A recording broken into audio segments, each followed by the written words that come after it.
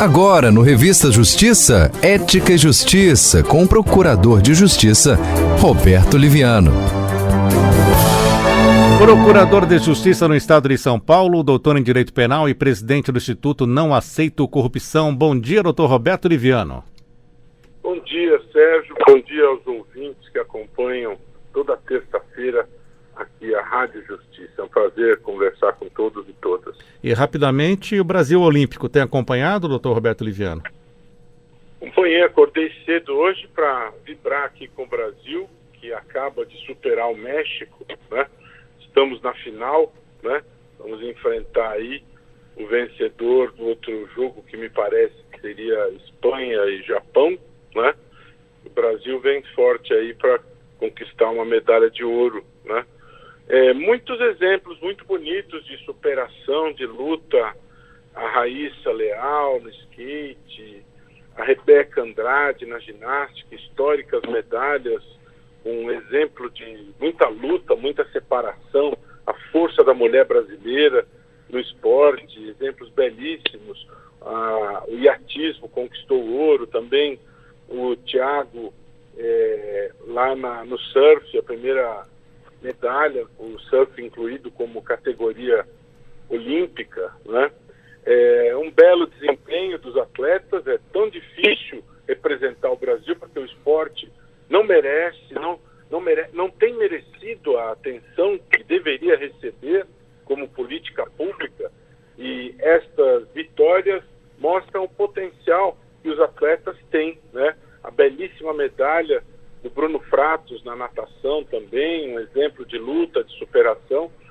Muito orgulho dos atletas brasileiros representando o Brasil lá em Tóquio, né? Tomara que o Brasil suba ainda mais, conquiste uma posição de destaque aí e melhore o número de medalhas em relação às Olimpíadas do Rio, vibrando, acompanhando e torcendo para que o Brasil brilhe cada vez mais e conquiste a posição que merece perante o mundo, em todos os planos, inclusive no esporte.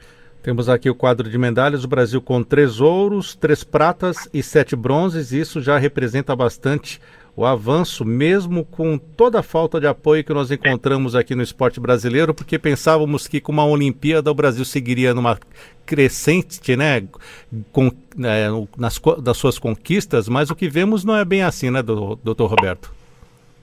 Exatamente, é uma situação muito difícil e por isso nós temos que realmente valorizar cada uma das medalhas conquistadas, esses exemplos de mulheres, de homens, de garra, de luta, e é muito bonito vermos esse pessoal todo nos representando lá em Tóquio. Tomara que venham mais medalhas e que o Brasil brilhe cada vez mais. Um belíssimo exemplo de luta e de honra à camisa brasileira. E a última foi a vitória nos pênaltis aí da seleção sobre o México, que não entrou para jogar futebol, entrou para praticar o antijogo, se defendeu o jogo inteiro, esperava ir para os pênaltis, achou que venceria nos pênaltis, mas o Brasil venceu nos pênaltis. Eu penso que tem grandes chances de conquistar a medalha de ouro no futebol masculino. Então vamos lá, doutor Roberto Liviano, saindo das alegrias brasileiras, vamos falar sobre a Associação de Magistrados que defende o atual sistema eletrônico de votação. Ontem também tivemos o início do ano judiciário, STF e TSE também se manifestando sobre as críticas ao sistema eletrônico de votação. Eu acho que é importante que todos se manifestem com muito vigor, um discurso muito importante ontem do presidente do Supremo, o ministro Fux, de autoridade, um discurso vigoroso, imprescindível, assim como o discurso da Associação dos Magistrados, de todos os ex-presidentes dos tribunais superiores, do Tribunal Superior Eleitoral, assim como de todos os ex-procuradores gerais eleitorais responsáveis pela fiscalização das eleições nas últimas décadas, assim como das organizações internacionais que chancelam a validade das eleições da maneira como elas ocorrem, né? É muito importante que a sociedade tenha essa percepção de que está se querendo criar uma marola de instabilidade em relação à validade das eleições. E também é importante desfazer uma mentira que alguns dizem, e é perigoso, e a repetição às vezes pode fazer com que a mentira pareça verdade. Quase 50 países do mundo utilizam-se de urnas eletrônicas.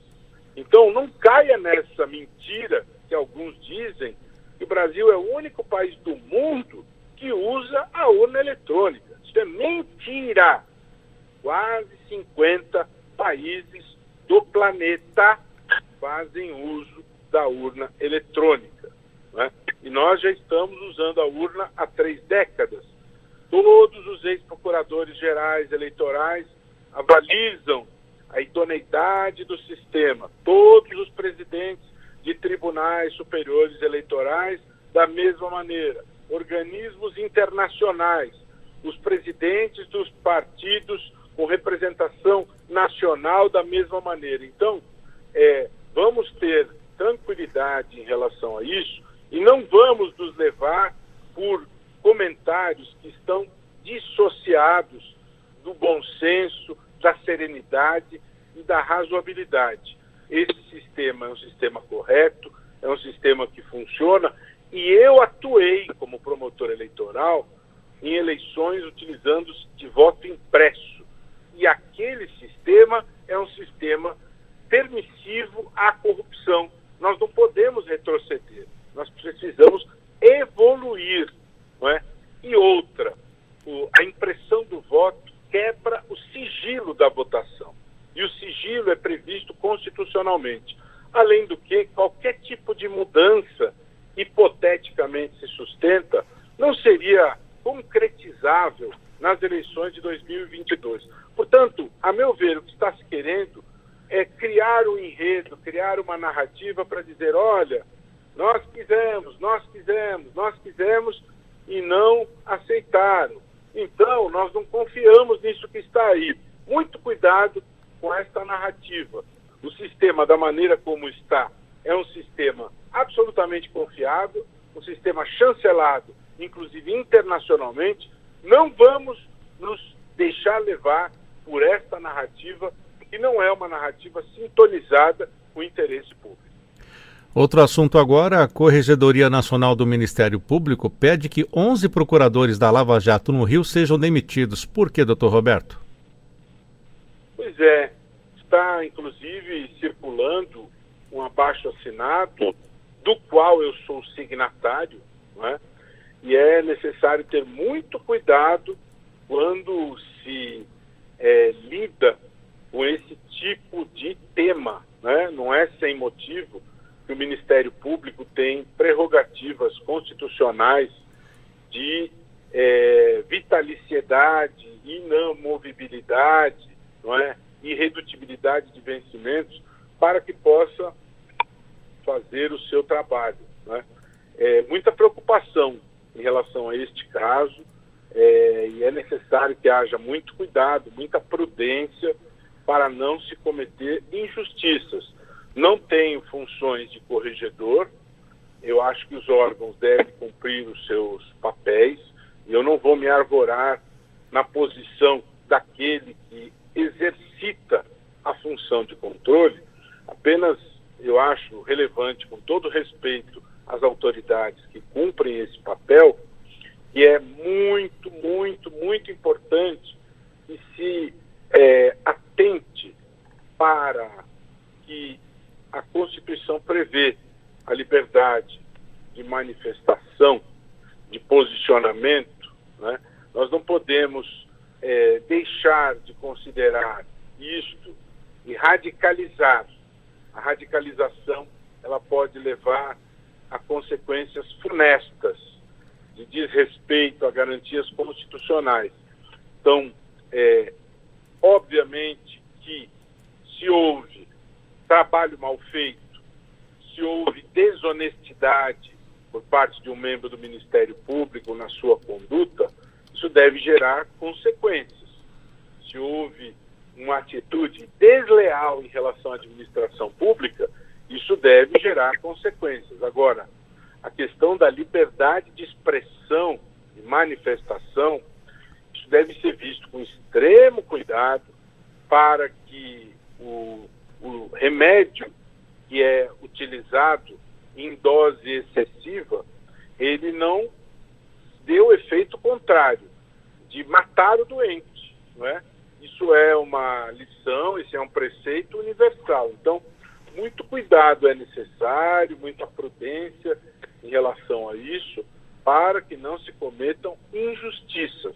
O Ministério Público, ele contraria interesses de poderosos, e esses poderosos, eles reagem e querem desqualificar o trabalho do Ministério Público. Então, com muito respeito àqueles investidos nas funções de controle, mas que haja necessária prudência, necessário cuidado em relação a tudo isso para não se cometer injustiça e desrespeito às prerrogativas dos membros do Ministério Público, que são previstas e protegidas constitucionalmente, para que não tenhamos, na verdade, um desrespeito à própria sociedade, porque quando falamos em prerrogativas do Ministério Público, essas prerrogativas são garantias da própria sociedade, de que a proteção dela será uma proteção segura, efetiva e contínua, porque a razão de ser do Ministério Público é a defesa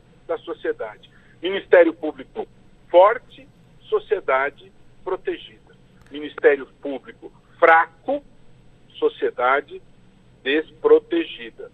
Então é necessário ter bastante atenção com isso para não termos situações e punições e consequências indevidas em relação a isso. A decisão final cabe ao plenário do Conselho Nacional do Ministério Público e esses procuradores são acusados de publicar no site do MP informações sigilosas de uma investigação que mira políticos. Vamos para um outro assunto, doutor Roberto Liviano, para fechar. É um destaque aqui até do Conjur. A maioria dos tribunais de contas do país não atinge requisitos básicos de transparência.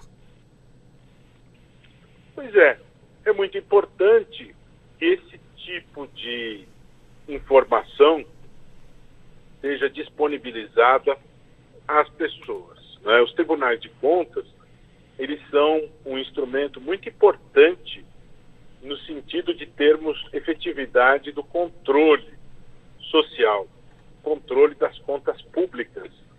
No entanto, existem muitos aspectos inerentes ao funcionamento dos tribunais de contas que, a meu ver,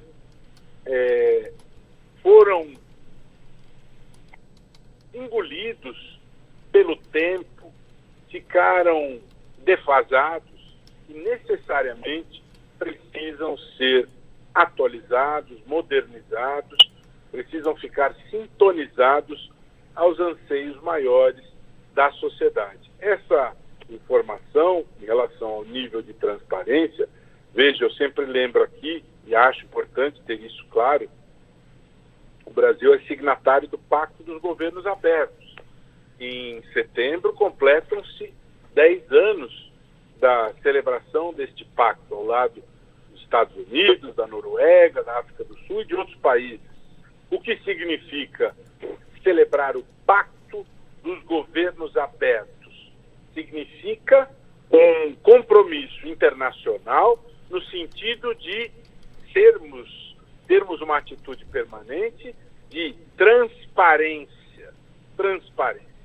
E é necessário que os tribunais de contas avancem, se modernizem. E essa modernização não passou pelos tribunais de contas. Existe uma proposta de emenda à Constituição, que é a PEC 329. Esta PEC ela estava submetida à relatoria do falecido e saudoso deputado Luiz Flávio Gomes, quem eu tive o privilégio, a honra de ter como amigo, né? E agora esta relatoria foi transferida à deputada Adriana Ventura. E é extremamente importante o conteúdo desta proposta, porque ela contém proposições no sentido de acabarmos com as indicações políticas para conselheiros do Tribunal de Contas, propõe a autonomia do Ministério Público de Contas propõe que haja, portanto, uma modernização nos tribunais de contas, não é? Que eles sejam submetidos ao Conselho Nacional de Justiça. Portanto, é um avanço em matéria de controle, em matéria de transparência, em matéria de accountability. Não é plausível que, em pleno ano de 2021, os níveis de transparência dos tribunais de contas deixem a desejar. Os tribunais de contas deveriam ser padrão nacional de transparência. Eles deveriam dar aula de transparência para o país. Eles deveriam ter cursos de transparência para o país. Que se dirá da transparência emanada dos próprios tribunais de contas? Então, infelizmente, em grande medida, são estruturas, infelizmente, ainda anacrônicas, arcaicas, burocráticas, que precisam ser reorganizadas. É necessário acabarmos realmente com as indicações políticas, termos autonomia dos procuradores de contas, termos controle pelo Conselho Nacional de Justiça, para que haja um avanço em relação aos tribunais de contas. Isso é imperioso, isso é a prevalência do interesse público preconizada pela Constituição Federal. Muito bem, doutor Roberto Liviano. Daqui a pouquinho o senhor vai participar de um evento no Senado? De uma sessão pública de debate sobre o PL 2505, que discute a mudança na lei de improbidade, que foi aprovado na Câmara. É péssimo, é muito ruim, e hoje haverá uma sessão de debate na Câmara, promovida pelo senador Nelsinho Trade, e o Instituto Não Aceito Corrupção, e eu fui convidado e participarei dessa sessão, ao lado de outras autoridades, a partir das 9 horas da manhã, e a transmissão será ao vivo pelo YouTube da TV Senado. Muito bem, doutor Roberto Liviano, procurador de Justiça no Estado de São Paulo, doutor em Direito Penal e presidente do Instituto Não Aceito Corrupção. Até a próxima terça-feira. Um abraço. Até a próxima, um grande abraço.